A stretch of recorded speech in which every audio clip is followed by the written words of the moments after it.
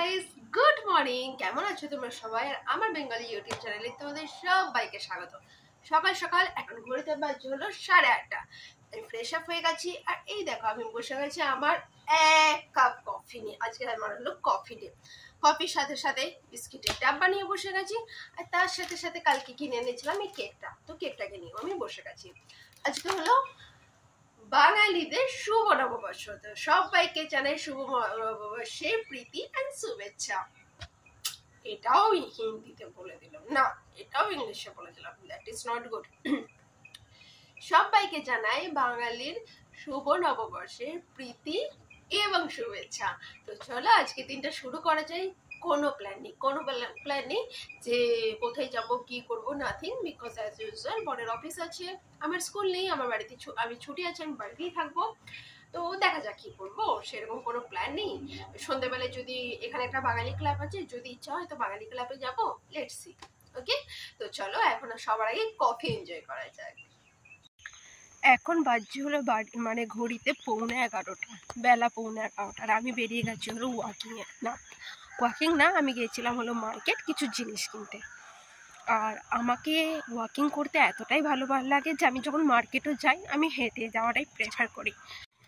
বাড়িতে 2 wheeler and 4 wheeler দুটোই আছে, আর দুটোতে সাফিসিয়েন্ট পেট্রোল আছে। But you will not believe, আমাকে ওয়াকিং করতে খুবই খুবই খুবই ভালো লাগে। আর মেবি তার জন্যই আমার শরীরে একদম ফ্যাট হয় না।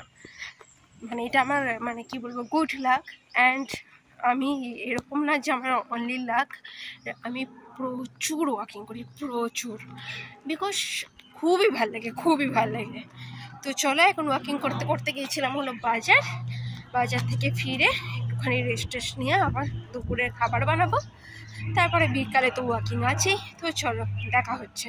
আজকে নববর্ষ স্পেশাল বানানো হচ্ছিল গাজরের হালুয়া। গাজরটাকে আমি এখন মিক্সিতে হালকা ব্লেন্ড করে নিয়েছি।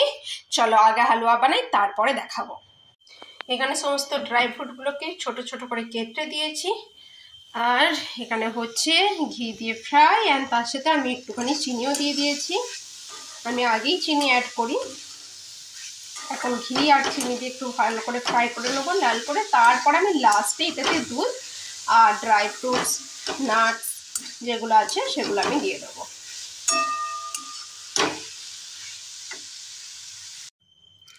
এখন ভালো করে ড্রাই ফ্রুটস নাটসগুলো দেওয়ার পরে ভালো করে ফ্রাই করলাম, আর তারপরে এখন আমি দিয়েছি হলো দুধ। এখন এই দুধটাকে মানে কি করতে হবে, মারতে হবে ইন দ্য সেন্স অফ পুরো এটাকে মাখা কন্টিনিউ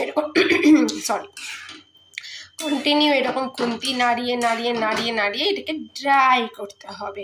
বাড়িতে যদি মোয়া থাকতো দিলে আরও ভালো হতো, বাট বাড়িতে যেহেতু মোয়া নেই তো সেহেতু কিছু করার নেই, দুধ দিয়েই বানাচ্ছি। মোয়া থাকলে এর উপরে অনেকে মোয়াও দিয়ে দেয়। দেখো বন্ধুরা, একটা মজার জিনিস দেখায়, এইটাতে আছে গাজরের হালুয়া।